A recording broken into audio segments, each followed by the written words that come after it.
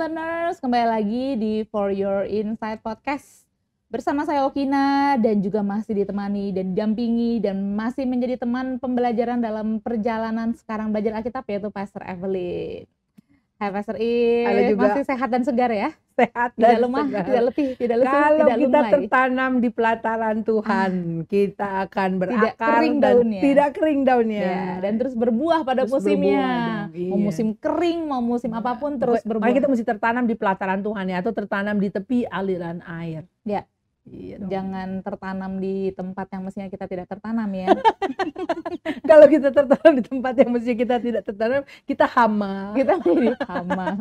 Oh betul. Kita jadi hama. Nggak boleh. Iya, nanti kita dipontas. Apa tuh namanya istilahnya tuh ya?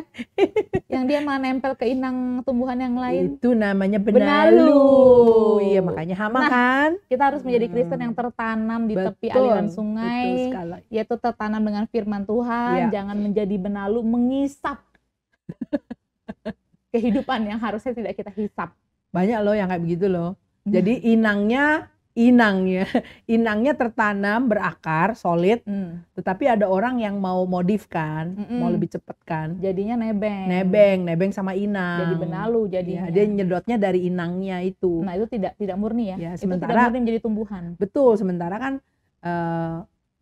kalau tertanam langsung kepada sumbernya lebih elok, Betul. lebih sustainable. Yes. Iya. Jadi wah ini kita buka langsung Langsung ngomong ngomong dalam nih. Karena kita masih membahas mengenai Matius pasal yang ketiga. Ini Ya, video ya. yang ketiga nih. Ini video yang ketiga kita membahas. Bukan, ini video yang keempat malah. Oh gitu ya. Kita membahas I lost count already. Waduh, kita membahas Matius 3, ada 4 video. Dan hopefully ini menjadi video yang terakhir kita membahas Matius 3. Karena setelah Matius 3, Matius 4 sampai Matius 28 itu adalah sebuah sesuatu yang akan dibangun di atas Matius 3. By the way, teman-teman yang ikut belajar bersama-sama dengan kami ya, you make notes, buat catatan-catatan gitu ya, entah di Alkitab kalian gitu ya. Kalau saya ini kan saya suka tempel-tempelin ya all my notes. Soalnya kalau mesti buka catatan lagi kok agak repot ya, ada banyak bukunya. Yeah. Jadi sometimes hal-hal yang praktis atau catatan-catatan gitu saya bisa tempelkan di lembarannya langsung. Ya, so that's also a way to do that. Mungkin Jadi satu mau pastikan waktu mendengarkan ini harus bawa Alkitabnya juga ya dan alat tulis. Oh iya, iya. Saya kalau lagi belajar Alkitab dari YouTube ya, misalnya ada pengajar yang sedang saya ikuti, misalnya saya belajar, itu bisa satu materi, saya dengar bisa kali 5 kali atau 6 kali mondar-mandir karena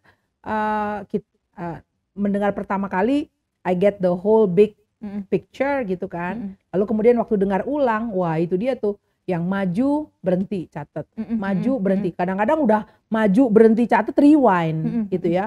Oh bagian itu penggalan itu ulang lagi, dengar lagi, ulang lagi, dengar lagi. Jadi materi yang cuman berapa 58 menit misalnya, itu dengarnya tuh bisa sampai berapa jam. Wah, saya tidak perlu jauh-jauh itu Pastor, podcast kita saja yang kita sudah hasilkan, saya bisa dengarkan 3-4 kali. Oh iya itu ya, I do that. Also I listen to myself, I listen to you. Jadi, ada yang untuk tujuannya untuk review, tapi juga sambil mendengarkan. Jadi lama-lama jadi semakin ingat ya dan saling mengkoneksikan. Tapi betul yang seperti Pastor Rick bilang, temukanlah cara belajar yang efektif untuk kita masing-masing. Yeah. Saya udah mencoba menulis di Alkitab, menulis sendiri juga di buku tulis. Dan baru-baru ini saya juga melakukan mind mapping secara digital. Ternyata itu semakin mengakar ya, karena mendengar sekali itu tidak menjamin sih kita langsung nangkep. And when you do mind mapping, actually you are reconstructing your thinking. Oh iya, betul. Ya kan, because itu kan cabang-cabang dulu soalnya. istilahnya saya sering bilang connecting the dot, ya, suatu rangka berpikir. Kita connecting dari satu titik ke titik yang lain. Dulu zaman saya masih kecil ya, adik-adik saya juga masih kecil, kita dari sekolah TK-nya juga mami juga pernah belikan ya, ada buku gambar, tapi dibilang buku gambar isinya titik-titik semuanya. Oh yang ada angkanya. Iya. Oh, saya juga suka tuh dulu. Nah, jadi buku gambar titik-titik. Jadi caranya menggambar gimana? Menghubungkan angka-angka di titik itu gitu. Berurutan. 1, 2, 3. Nah, kalau kita ikuti angka itu secara berurutan, at the end a whole construction of picture muncul. Kelihatan gambar Nah, apa. It's the same thing juga pada saat kita mempelajari atau berupaya menyerap pemahaman ya. Pada saat kita melakukan mind mapping, lalu mengkoneksikan pemahaman ini dengan pemahaman yang ternyata tuh ada korelasi ya. Dan gambaran itu makin lama secara bertahap, progressively ya, kita mulai lihat, kita mulai bisa memahami ada suatu sketsa pemikiran terbentuk. Sebenarnya sketsa pemikiran terbentuk itu apa sih? Konstruksi berpikir. Betul. Gitu loh. Konstruksi berpikir. Rangka berpikir kita tuh jadi lebih begini maksudnya, lebih rapi gitu kan. Nah, itu pun kemudian dikembangkan dari rangka berpikir itu makin lama kan makin complicated ya. Layer upon layer, layer upon layer, layer upon layer. Mungkin kalau dibilang mungkin gambar apa ya, gambar tusirnya ya, gambar aci awal ya, gambar awalnya kertas kalkir awalnya gambarnya sketsa besar, kemudian masuk ke gambar yang berikutnya ditimpa di atasnya sudah lebih detail, timpa atasnya lebih detail, timpa di atasnya. By the time sudah layering yang kesekian, it looks like wow. And then there is color there, you know. Padahal gambar awal adalah gambar sketsa dasar yang masih kasar. Gitu. Jadi ini kayaknya bisa menjadi tip buat teman-teman pembelajar yang saya kok kesulitan ya untuk berbicara yang rapi, untuk bisa menjelaskan, saya suka lompat-lompat, saya nggak bisa rapi. Kayak ini bisa menjadi terapi juga karena pada saat kita membaca saja sebenarnya menurut saya tidak cukup ya. Kita perlu menaruh apa yang kita pelajari itu di sebuah media. Apakah kita bisa menulisnya lagi di Alkitab kita, atau pindahkan ke buku, atau pindahkan ke mind mapping seperti tadi yang dijelaskan oleh Pastor If dan yang sedang saya praktekkan juga. Itu merapikan segala informasi yang kita terima dalam jumlah yang banyak dan kita bisa menatanya sesuai dengan tempat-tempatnya. Itu menolong sih, dan nanti outputnya adalah kita ngomong jadinya rapi. Itu bisa menjadi terapi. Silahkan bisa dicoba. Bisa dicoba. Jadi kayak contoh, Anda mau mempraktekkan Matius 3, wah ini kalau dijadikan sebuah studi Matius 3 ini cabangnya bisa bermacam-macam. Yohanes Pembaptis lain sendiri, latar belakangnya dan segala macam. Lalu berbicara mengenai makna pertobatan, itu juga ada cabangnya sendiri dalam mind map. Betul sekali. Jadi banyak sekali yang bisa kita, akhirnya belajar Alkitab membuat kita menjadi seseorang yang lebih produktif dan mendapatkan skills yang baru. Keren. Oke, kita melanjutkan Matius pasal yang ketiga. Kemarin itu kita berhenti di ayat yang ke-12. Namun kita mau coba mengulas kembali karena dari Matius 3 kita sudah belajar mengenai Yohanes Pembaptis dari latar belakang kelahirannya hingga sampai tujuan dari kehadiran Yohanes Pembaptis sebagai forerunner atau sebagai herald atau sebagai seseorang yang mempersiapkan jalan untuk kehadiran raja yang dinanti-nantikan oleh bangsa Israel. Dan khotbahnya pun sudah kita ulas di episode-episode berikutnya, yaitu bertobatlah. Bertobatlah sebab kerajaan sorga sudah dekat. Nah, ini sudah ada di episode-episode sebelumnya. Jadi Anda bisa merujuk ke sana karena kita sudah membahasnya sangat terperinci. Lalu sekarang kita masuk mengenai bagian berikutnya dari hal-hal yang dijelaskan oleh Yohanes Pembaptis. Ya, ini kita akan menyoroti agak mundur sedikit dari Matius ketiga pasal ayat ke-12, kita ke ayat 7-nya. Jadi, tetapi waktu itu ia melihat banyak orang Farisi dan orang Saduki. Ini spesifik sekali. Banyak orang Farisi dan orang Saduki yang juga datang ke padang gurun, datang untuk dibaptis. Jadi ada sebuah perilaku yang juga mau diikuti ya, Pastor, oleh orang-orang Farisi dan orang Saduki. Padahal yang kita sudah belajar, baptisan yang dilakukan oleh Yohanes Pembaptis adalah baptisan for cleansing of the heart, cleansing of the conscience, pembersihan pemurnian dari hati, karena kalau hatinya bersih, perilaku atau perbuatannya pun akan mengikuti buahnya itu sesuai dengan pertobatannya. Jadi ini orang-orang Farisi dan orang-orang Saduki juga mau datang untuk dibaptis. Dan berkatalah Yohanes Pembaptis kepada mereka, "Hai kamu keturunan ular bludak, siapakah yang mengatakan kepada kamu bahwa kamu dapat melarikan diri dari murka yang akan datang? Jadi hasilkanlah buah yang sesuai dengan pertobatan. Dan janganlah mengira bahwa kamu dapat berkata dalam hatimu, Abraham adalah bapak kami. Karena aku berkata kepadamu, Allah dapat menjadikan anak-anak bagi Abraham dari batu-batu ini. Kapak sudah tersedia pada akar pohon, dan setiap pohon yang tidak menghasilkan buah yang baik pasti ditebang dan dibuang ke dalam api. Aku membaptis kamu dengan air sebagai tanda pertobatan. Nah, mungkin kita berhenti dulu di sini karena hal yang disampaikan oleh Yohanes Pembaptis kepada orang Farisi dan orang Saduki ini bernada teguran. Karena dimulai dengan, hai kamu keturunan ular beludak. Saya rasa di negara kita belum saya temukan spesies jenis ini loh, Pastor. Ular beludak ini tuh. Iya, apa ini maksudnya gitu kan? Sebuah istilah yang dipakai untuk menghardik atau untuk menegur kaum Saduki dan juga kaum Farisi. Ya, kita temukan, jadi ini ada satu commentary di IVP Bible Background Commentary. Jadi kalau misalnya kita tidak menemukan maknanya apa sih ular beludak ini, kita bisa mencari di berbagai macam resources. And by the way, Okina, ini karena belakangan ini ya, kita kan berkomitmen dalam 2 tahun, 3 tahun terakhir ya, untuk benar-benar karena pertobatan juga ya. Jadi kita membimbing secara detail dan akhirnya 1 tahun belakangan the Lord gave me privilege untuk bisa mendampingi petobat baru dari kepercayaan lain ya, itu tante kita itu loh. Lalu satu hari karena kita lagi rame-rame baca Injil, saya bilang oke, sekarang boleh bertanya gitu kan. Out of the blue dia tanya, Pas Evelyn boleh dijelaskan ini maksudnya apa ular beludak? Saya seumur hidup Kristen ya, dari semenjak lahir baru nggak pernah ada orang nanya saya ular beludak. Nah jadi teman-teman, emang adalah indah dan elok ya waktu kita membaca Alkitab dengan seseorang yang first encounter gitu loh, dari kepercayaan lain, dan sehingga pertanyaan-pertanyaan itu so fresh gitu, dan itu mendesak kita untuk juga membaca Alkitabnya secara teliti. Saya baca bertahun-tahun nggak terusik dengan istilah ular beludak.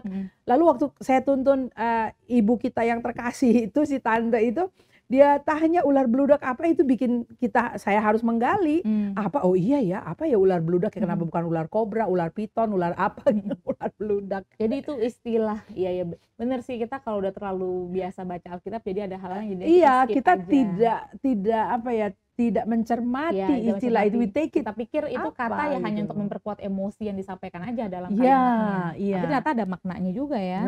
Right. Ya. Oke, jadi ini kamu merujuk kepada buku IVP ya? Ya. IVP Bible Background Commentary. Ya.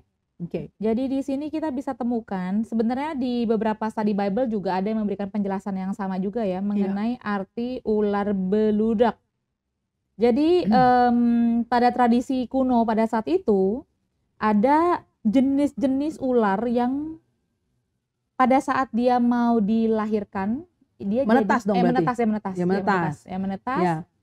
Dia memakan induknya sendiri. Jadi agak mengerikan ya. Jadi sebutan kamu adalah keturunan ular beludak itu tuh sebenarnya artinya adalah kamu sama dengan memiliki perilaku yang sampai di luar dari nalar kita karena kamu membunuh sendiri induknya kamu. Jadi ini adalah teguran yang cukup keras dan cukup kasar ya menurut kita. Kalau sampai Yohanes Pembaptis menggunakan kata keturunan ular beludak, anak-anak ular beludak kepada orang Farisi dan orang Saduki. Dan juga di situ Yohanes Pembaptis juga ada mengatakan, janganlah kamu mengira, kamu berkata dalam hatimu, Abraham ada bapak kami. Dan ini juga kita bisa memaknainya karena orang-orang Yahudi pada saat itu yang mempercayai bahwa mereka adalah keturunan Abraham tulen. Artinya mereka mendapat bagian dari janjinya Tuhan kepada Abraham. Yang sebenarnya di sini yang disampaikan oleh Yohanes Pembaptis tidak hanya sekedar menjadi keturunan secara darah ya. Tapi apakah kamu, karena yang disampaikan oleh Yohanes Pembaptis adalah bentuk kepemerintahan yang baru. Do you submit? Apakah kamu do you pledge your allegiance? Apakah kamu akan memberikan loyalitas kesetiaanmu kepada raja dan pemerintahan kerajaan ini gitu kan. Jadi it is not just karena keturunan bukan saja. Karena keturunan. Keselamatan bukan karena keturunan. Bukan karena tradisi. Betul. Tapi karena personal acknowledgement. Yes. Pengakuan secara pribadi bahwa you submit yourself under a new government. Right. Yes. Kita tundukkan diri kita dan kesetiaan kita, pengabdian kita kepada bentuk pemerintahan yang baru. Dan ini yang rancu dinilai oleh orang Farisi dan orang Saduki pada saat itu. Dan kalau kita juga membaca di secara adat istiadat dan tradisi pada zaman itu adalah orang-orang, kumpulan orang-orang yang sangat mengikuti adat istiadat dan hukum-hukum yang berlaku pada zaman itu oleh orang-orang Yahudi. Ya, jadi golongan masyarakat yang namanya Farisi ini terbentuknya dari mana kan gitu kan. Betul. Jadi kita perlu melihat dalam rentang sejarah Israel ya. Mereka itu waktu kerajaan Israel itu pecah ya. Jadi ada utara, Northern Kingdom, lalu the Southern Kingdom itu pecah. Jadi kemudian after going independent like that, mereka dijajah oleh bangsa-bangsa lain, ya kan? Dan kalau kita lihat secara klasik sekali ya, membaca dari awal, dan sekarang bersama-sama dalam komunitas kita membaca chronological Bible. Jadi we journey through time chronologically, ya kan? Kita melihat runut sejarah, kita melihat runut kejadian demi kejadian, dan kita tahu apa yang bikin sampai bangsa-bangsa lain bisa menjajah. Apa yang bikin sampai musuh-musuh bangsa Israel itu bisa lebih kuat, ya kan?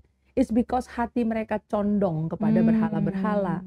Mereka meninggalkan loyalitas dan kesetiaan mereka kepada Tuhan. Ada kecenderungan untuk bisa tidak setia ya? Iya, jadi pada saat hati mereka condong dan mulai menyembah ilah-ilah, berhala-berhala, Tuhan-Tuhan yang disembah oleh bangsa-bangsa asing itu, akhirnya mereka tidak bisa kuat menghadapi tekanan dan pengaruh sekitar. Nah, itulah yang menyebabkan mereka dijajah.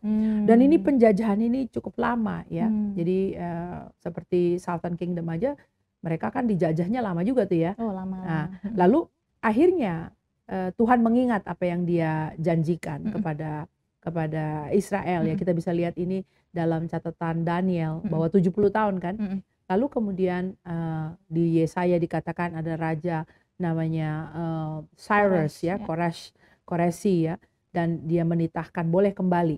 Nah, pada saat boleh kembali itu kita melihat ada suatu reformasi terjadi ya.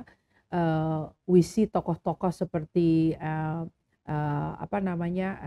Zerubabel, Ezra, Nehemia, right? And then Hagai. Ya, itu adalah orang-orang yang Tuhan pakai dalam suatu rentang masa juga ya. Dan kita melihat respon dan reaksi dari orang-orang yang sudah kembali itu untuk kemudian melihat bahwa kita ini terjajah karena kita berpaling dari Tuhan. So what can we do to preserve it? Ya, jadi supaya tidak dijajah lagi gitu loh. Nah, inilah yang kemudian berevolusi dan membentuk suatu di kemudian hari ya, the later times, kalangan masyarakat yang namanya Farisi itu. Orang-orang yang mau rigorous gitu ya, memelihara hukum-hukum Tuhan. Tapi apa dampaknya, ya kan? With your own strength, you try rigorously memelihara hukum-hukum Tuhan that you do not discern. Tidak bisa kau lihat Tuhan berdiri di hadapan kamu kan begitu. They fail to see that. Jadi akhirnya detach daripada the Lord of the commandments gitu loh. Mereka memelihara Taurat tapi they detaching themselves with the Lord of the Torah gitu loh. Tuhan daripada hukum-hukum itu. Iya. Jadi supaya kita juga memahami golongan masyarakat ini sebetulnya to the dot gitu, mereka mau mengikuti hukum. Sampai kemudian dibuat penjelasan dan penjelasannya jadi lebih penting daripada hukumnya kan gitu kan. Jadi tambahan-tambahannya tuh banyak gitu loh, dan diatur serigid mungkin gitu kan. Makanya itulah teguran Yesus kepada ahli-ahli Taurat dan orang-orang Farisi. Dia bilang, kamu tuh taruh beban untuk dipikul orang yang kamu sendiri tidak lakukan, kamu bikin jadi lebih susah gitu loh. Ya karena mereka berpikir akan dibuat serigid ini supaya jangan sampai ya. Saya rasa sih dasarnya udah jadi sangat takut ya. Iya, karena takut. Iya. Driven by fear. Takut dihukum Tuhan, ya kita pelihara aja hukum-hukumnya dengan melaksanakannya to the dots banget tuh melaksanakan hukumnya. Sampai mereka berdialog sama Yesus aja juga nggak recognize gitu. This is the word, the word yang menjadi daging, firman yang menjadi daging. Iya. Itu latar belakangnya ya para pendengar dan para pembelajar. Kenapa ada kaden orang Farisi dan juga orang Saduki. Anda juga nanti bisa mempelajari ya lebih dalam jika ingin mengetahui profil mengenai golongan-golongan ini. Lalu juga ayat 10 tadi di episode sebelumnya juga kita sudah membahas kapak sudah tersedia pada akar pohon dan setiap pohon yang tidak menghasilkan buah yang baik pasti ditebang dan dibuang ke dalam api. Aku membaptis kamu dengan air sebagai tanda pertobatan, tetapi Ia yang datang kemudian daripadaku lebih berkuasa daripadaku dan aku tidak layak melepaskan kasutnya. Ini sebenarnya kan melepaskan kasut itu tugasnya hamba ya. Jadi sampai ke level hamba pun Yohanes Pembaptis tidak melihat dirinya di level itu di hadapan Yesus. He put himself even lower. Yes, kita bisa melihat humility dari seorang Yohanes Pembaptis. Ia akan baptis kamu dengan Roh Kudus dan dengan api. Ini juga ada maknanya. Kalau Yohanes Pembaptis membaptis dengan air, artinya berbicara mengenai penyucian dan pemurnian hati nurani. Namun kehadiran Yesus Kristus yang akan baptis dengan Roh Kudus dan dengan api. Ini kita juga bisa melihat perwujudan dan manifestasinya di Kisah Para Rasul ya, Pastor If. Iya. Ya. Lalu alat penampi sudah di tangannya, ia akan membersihkan tempat pengirikannya dan mengumpulkan gandumnya ke dalam lumbung. Tetapi debu jerami itu akan dibakarnya dalam api yang tidak terpadamkan. Mungkin kita mau mendiskusikan mengenai signifikannya kehadiran mengenai alat penampi, membersihkan tempat pengirikan, mengumpulkan gandum dan debu jerami dibakar dalam api yang tidak terpadamkan dalam konteks bertobatlah sebab kerajaan sorga sudah dekat ini nih Pastor If. Kemarin kita masih menyentuh sedikit, mungkin kita bisa lebih menjelaskan di episode kali ini. Di sini karena waktu istilah yang digunakan mengenai alat penampi itu the winnowing fork, dan kemudian aktivitas ini kan terjadinya di tempat pengirikan, right? Dan di tempat pengirikan itu seperti kita sampaikan di episode sebelumnya adalah batu yang flat gitu ya, di dataran yang cukup tinggi sehingga ada banyak angin di sana, dan kesitulah dibawa harvest ya kan, gandum dibawa ke sana dan diletakkan di lantai pengirikan itu untuk kemudian proses yang terjadi. Kalau sekarang kita bilang tempat penggilingan ya, penggilingan. Nah pada zaman itu tempat penggilingan itu adalah caranya berkas-berkas gandum itu ditaruh di situ, lalu kemudian digilingnya dengan cara, kalau mau digiling ya berarti dia ada orang menarik lembu menarik kereta gitu ya, lalu ada besi yang berat gitu yang untuk menindih dan menggiling tuh, muter di situ gitu kan, atau dengan cara dipukul-pukulkan gitu ya. Nah ini ternyata adalah proses untuk melepaskan kulit, memisahkan kulit daripada gandumnya, daripada isinya gitu ya. Dan proses yang kemudian adalah setelah terjadi lepasnya kulit itu, baru kemudian winnowing fork itu dipakai gitu ya, untuk kemudian diangkat dan kemudian sekam atau kulitnya tertiup dengan angin gitu ya. Tapi kita lihat proses yang pertama ternyata adalah proses melepaskan kulit itu ya. Ini adalah dinamika yang terjadi di dalam kehidupan kita. Makanya kalau di episode sebelumnya saya katakan bahwa pertobatan itu yes, it's an initiation process ya, itu atau initiation point ya, titik awal. Nah, namun dalam prosesnya, dalam kelanjutannya kita akan melihat time and time again di mana Tuhan menangani kita untuk melepaskan kulit itu. Ya, I think Watchman Nee menulis buku yang bagus sekali, and I really highly recommend this book ya. Remuknya insan, keluarnya roh. Ya, kita bisa berikan fotonya supaya nanti bisa dicari. Remuknya insan, keluarnya roh. Karena sebetulnya the essence of life is in our spirit. Yes. Ya kan? Tapi ada kulit nih penutupnya nih ya, which is kalau surat Paulus kepada Roma berkata our carnal, manusia carnal man ya, manusia daging kita, manusia daging kita yang seringkali kemudian menghalangi pekerjaan the spirit man bersama Roh Kudus yang berdiam di dalam kita.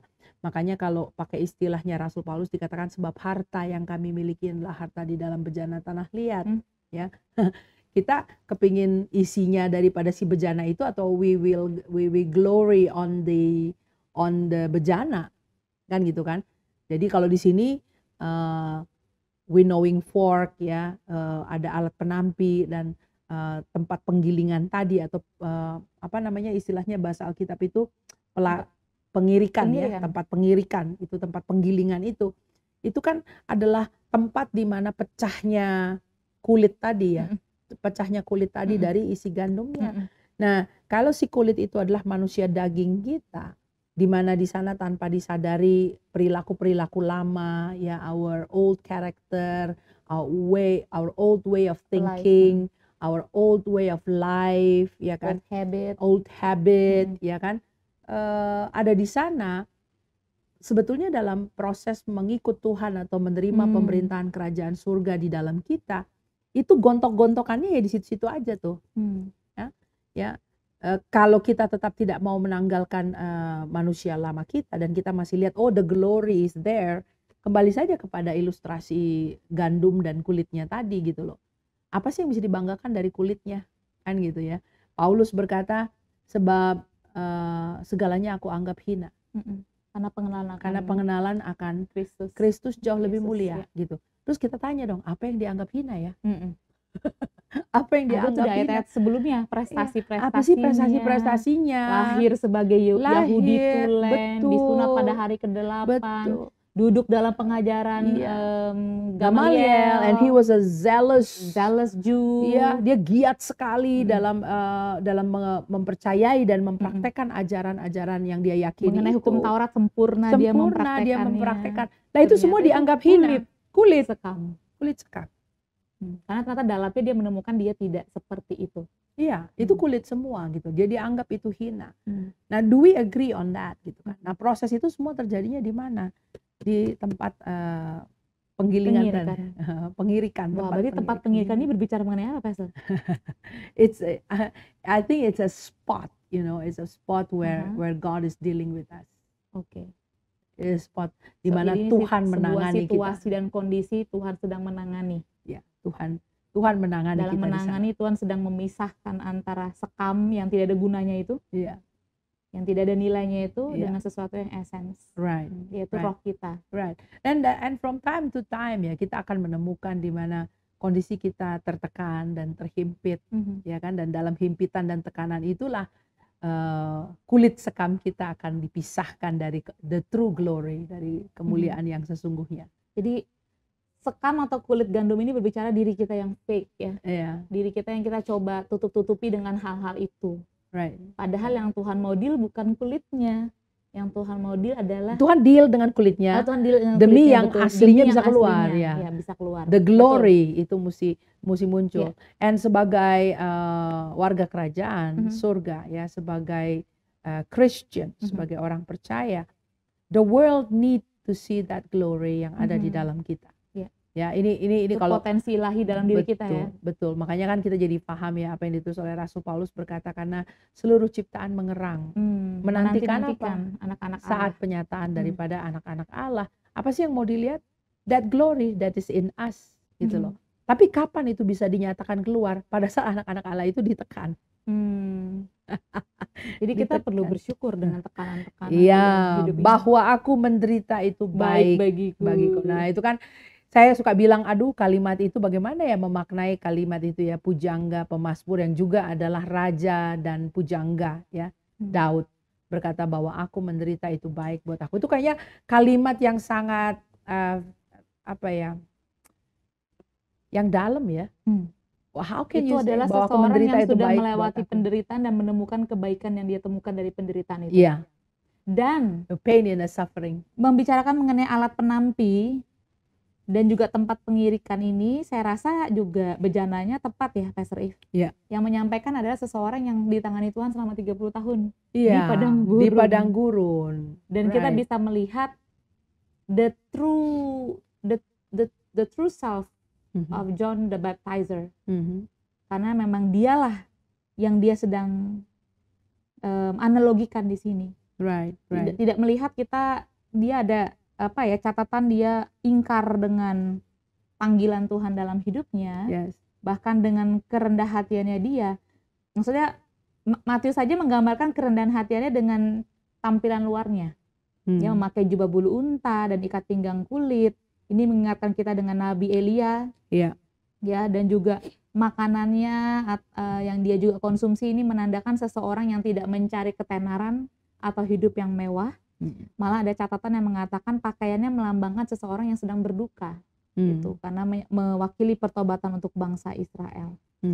Jadi ya bagian ini kayaknya juga memang kita perlu mengambil refleksi yang cukup mendalam ya. Iya, iya. Apabila Anda saat ini sedang mengalami tantangan atau situasi yang menghimpit atau padang gurun, tempat di mana Tuhan membawa kita untuk diuji, jadikanlah itu sebagai spot untuk Tuhan bisa memisahkan antara sekam dan diri kita yang sesungguhnya. Right.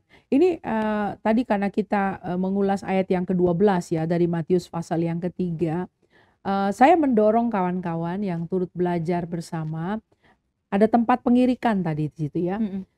Coba cari referensinya ya, all the way from the Old Testament ya. Karena kan Matthew ini menjadi Injil pertama yang kita jumpai di Perjanjian Baru ya. Go to the Old Testament dan cari hal-hal apa saja ya yang terjadi di tempat pengirikan. Hal-hal apa saja, and then you will be amazed of a lot of things that God is doing di tempat pengirikan. Karena memang di tempat itu gandum dipisahkan dari kulitnya. Dalam tanda kutip juga ya. Ya, seperti kemarin soalnya saya baru selesai baca Hakim-Hakim and I'm going to the book of Ruth ya kan. Dan di Hakim-Hakim itu salah satu ada yang namanya Gideon. Dia ditemukan Tuhan sedang ada di tempat pengirikan. Lalu Tuhan sapa dia. Dia katakan pahlawan yang gagah perkasa. Lalu orang dia di situ tuh karena dia takut kok dia ngumpet gitu kan. So dia receive the word of God and God is handling his fear. So it's actually those things ya. Jadi tempat pengirikan ini spot untuk Tuhan menangani itu betul ya? Yes. There's a lot of things that happen betul. there. Yeah. Jadi seperti kita pernah di Bible study kita juga ya Pastor, kita mencari di Alkitab di mana lagi sih tempat-tempat yang tertulis padang gurun dan apa yang Tuhan lakukan di tempat itu. Nah, it's also a way untuk kita melihat ya dan membuka referensi-referensi untuk membuka wawasan kita untuk memahami. Padang gurun, bangsa Israel dibawa ke padang gurun. Agar juga ditemukan di padang gurun. Musa di awali Musa ada di padang gurun. Di padang gurun dan betul sekali Yohanes Pembaptis ini seperti seseorang yang sedang membawa a new exodus, keluaran yang baru untuk orang-orang mengalami spiritual transformation. Dan ini PR-nya tempat pengirikan di mana lagi nih? Tuhan menuliskan mengenai tempat pengirikan. Right. Ya, betul-betul. Alat penampi juga ada di Perjanjian Baru juga ya, Pastor ya. Di catatan Injil yang lain Tuhan juga memakai kata yang sama untuk berbicara mengenai alat penampi. Alat penampi hal seperti ini. Wow. Apalagi Pastor If yang kita bisa konklusikan nih dari Matius pasal yang ketiga 1-12 baru mengenai Yohanes Pembaptis saja ini. Tapi sudah banyak banget. Tapi seperti episode sebelumnya kita menyampaikan kenapa kita perlu prepare ourselves dari Matius pasal yang ketiga mengenai pertobatan. Karena setelah ini nanti kita akan masuk ke Matius 4. Di situ kita sudah mulai berkenalan dengan Yesus Kristus. Karena cara berpikir kita memang perlu mengalami penyesuaian untuk bisa menerima raja yang sesungguhnya dan pesan sesungguhnya yang raja itu bawa untuk perubahan kehidupan kita. Right. So apa yang bisa kita konklusikan dari sini, Pastor If? Kita melihat sosok dari Yohanes Pembaptis ya. Jadi dia di-preserve by the Lord, ditangani oleh Tuhan selama hampir 30 tahun. Ya, kita lihat rujukannya di Lukas bahwa dia tinggal di padang gurun. Dia makin kuat ya, tapi dia tinggal di padang gurun. Jadi masa penantian itu bikin dia menjadi orang yang grow stronger. Dan sampai tiba waktunya juga ditulis. Iya, sampai tiba waktunya. Lalu kemudian dia di-launch, ya kan. Pertanyaannya, how long? Kan begitu ya. After that kind of preparation, how long is actually your runway or you take off and then you're being used by the Lord in public ministry, itu berapa lama gitu ya. Nah, kalau kita melihat runut waktunya ya tidak lama Ki. Ya, karena setelah dia membaptis Yesus, lalu kemudian continue on his ministry, Alkitab mencatat that he also gained some disciples. Dia juga punya murid-murid. Lalu dalam catatan berikutnya kita menemukan bagaimana dia dengan berani menegur pemerintah yang berkuasa pada saat itu, dia menegur Herodes Antipas. Antipas karena dia memperistri istri daripada adik ya, ada saudara laki-lakinya ya, Filipus dia ambil istrinya, padahal dia sendiri sudah beristri, lalu entah dia ceraikan istrinya itu, dia ambil istri yang ini gitu kan, dan itu ditegur oleh Yohanes Pembaptis. Jadi kalau membaca catatan itu saja, by the way ini kita bisa lihat rujukannya di Injil Yohanes ya. Lalu kemudian that means he has access to the king, to the palace ya. To the palace. He has access to the palace. Jadi artinya he may start from the wilderness, padang gurun, and he can speak to the palace, to the king. Jadi what kind of runway is that gitu loh. Ya, kita nggak boleh despise our humble and small beginning. Ya kan? You may begin in the wilderness, Ki. Ya, shake hand dulu ya. May begin in the Pastor pas 30 tahun. we may begin in the wilderness, Ki. But then as John the Baptist, ya, tanpa kompromi, dia tidak mengkompromikan pesannya, he end up bringing and delivering a message of repentance, which is actually repentance, right, to the king. Pesannya konsisten. Pesannya konsisten. Dari awal sampai akhir pesannya konsisten. Jadi dia tidak kurang-kurangi itu. Coba lo, persiapan apa itu di padang gurun yang bisa mempersiapkan seseorang. Whether you preach in the wilderness, seseorang yang berintegritas ya, seperti itu. Whether you preach in the wilderness or you preach kepada pembesar, whether you preach kepada orang biasa-biasa, you preach to the konglomerat, ya, whether you preach di jalan atau kamu khotbah di gedung-gedung pencakar langit, entah kamu khotbah di jalan atau kamu khotbah di istana, is the same message of true and true, dengan resiko yang dia bersedia hadapi. Karena setelah khotbah terakhirnya atau teguran terakhirnya kepada raja yang berkuasa, even though itu raja boneka ya, raja berkuasa pada saat itu, dia dijatuhi hukuman mati. Itu resikonya, ya, dan tidak tanggung-tanggung. It's a horrific, mengerikan hukuman itu, yaitu bahwa Herodias itu bilang sama putrinya ya, Salome ya, untuk minta kepala dari Yohanes Pembaptis ditaruh di atas nampan, kan gitu ya. Jadi what a life. If we look at John the Baptist, what a life gitu loh. Persiapannya 30 tahun. Dia hanya sedikit sebetulnya di ujungnya itu. Tapi he came to deliver what he was called to. Jadi apa yang Roh Tuhan katakan kepada Elizabeth pada saat dia dikandung, atau apa yang Roh Tuhan katakan kepada ayahnya pada saat ayahnya melayani di dalam bait Allah kurang lebih 30-an tahun yang lalu, it was fulfilled, gitu loh, it was fulfilled. Tapi siapa yang pernah duga bahwa ujungnya seperti itu ya? But he came to deliver. Jadi ini juga sesuatu yang menguatkan pada saat kita merenungkan dan kita bisa belajar dari kisah hidup hamba Tuhan ini ya, hamba Tuhan ini mengenai integritasnya di dalam penyampaian firman Tuhan ya, dan resiko yang kemudian terjadi dalam hidupnya gitu loh. But he finished well. He died empty. Yeah. He has fulfilled his purpose. Right. Right. Menarik kan? Menarik ya. Khotbah di padang gurun sama khotbah di istana sama, Ki. Nggak berubah dan dia tidak kurang-kurangi, dia tidak lebih-lebihi. Yes. Yang kemudian kita bisa tarik dan kemudian renungkan adalah how did such integrity form inside of him. Dan kita tidak menemukan catatan sekam. Yeah. Integritas yang sekualitas itu tuh. Disiapkannya 30 tahun di padang gurun di tempat yang tidak terlihat. Ya, sementara kita mau sekarang sekolah Alkitab 4 tahun, lalu langsung pansos kita naik kita. Do we want to have that preparation time? Ya. Dan kita juga sedang berbicara dengan hamba-hamba Tuhan, utusan-utusan Kristus yang sudah didamaikan oleh Tuhan dan